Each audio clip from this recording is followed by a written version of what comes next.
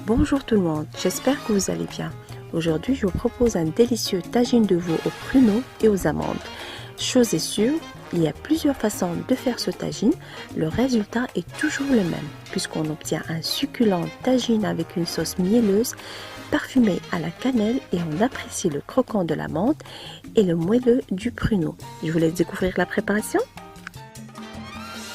Avant toute chose, je tiens à vous avouer que ma manière préférée est celle héritée de ma grand-mère, c'est toujours mariner de la viande avant chaque cuisson. Cela nous permettra d'avoir de la viande bien marinée et un bon tagine bien réussi. C'est ce petit détail-là qui fait la différence des choses. D'abord, je vais mariner ma viande. Ici, j'ai 500 g de jarret de veau. Il faut toujours compter 100 g par personne. Dans un bol, je mets 25 g de beurre, une cuillère à café de chaque curcuma, poivre, gingembre, sel, un filet d'huile d'olive,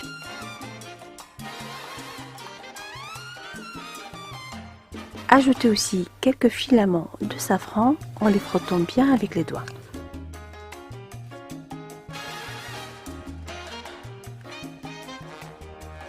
Et je mélange bien avec ma main jusqu'à obtention d'une crème.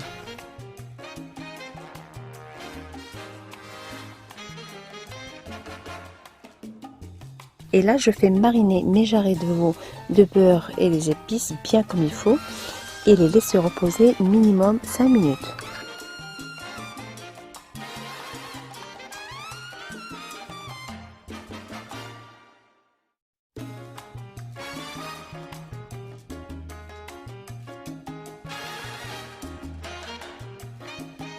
Dans un tagine, je fais dorer quelques instants ma viande avec un bon filet d'huile d'olive pour que notre beurre ne brûle pas.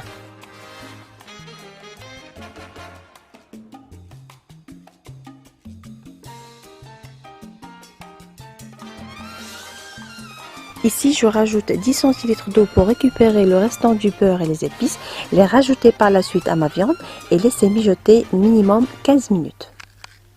Et pour que notre viande soit bien fondante, il faut la cuire toujours à feu doux. N'oubliez pas d'ajouter un bâton de cannelle.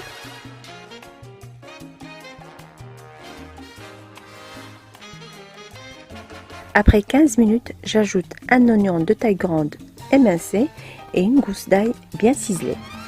Et je laisse cuire mon tagine tout doucement pendant 1 heure, toujours à feu doux. À ce stade-là, j'ajoute encore 15 centilitres d'eau.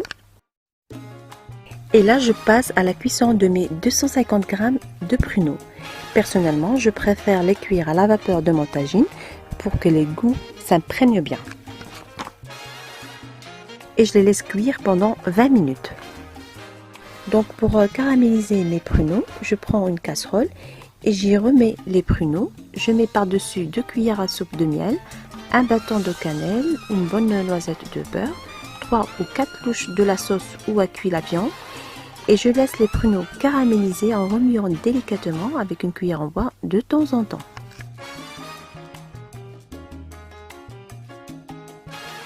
En général, cette étape prend 15 minutes, toujours à feu doux.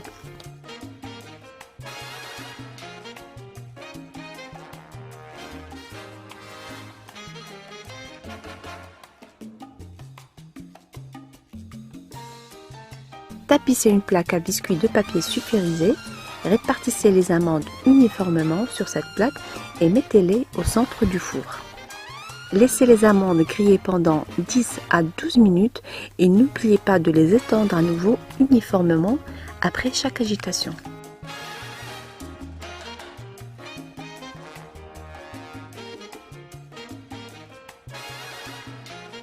Voilà donc la présentation finale de mon plat. Il faut toujours le servir chaud. La viande d'abord, puis la sauce et les pruneaux disposés. Ajoutez les amandes grillées. Et si vous avez des grains de sésame, n'oubliez pas de les parsemer sur les pruneaux. Malheureusement, j'ai oublié de les acheter à la dernière minute. Voilà, donc j'espère que la recette d'aujourd'hui vous a plu. Si vous voulez plus de recettes, n'oubliez pas de me rejoindre sur mon propre site www.tastygourmandise.com et sur ma page officielle Cuisine Tasty Gourmandise. Je n'ai qu'à vous souhaiter bon appétit et à très bientôt, j'espère.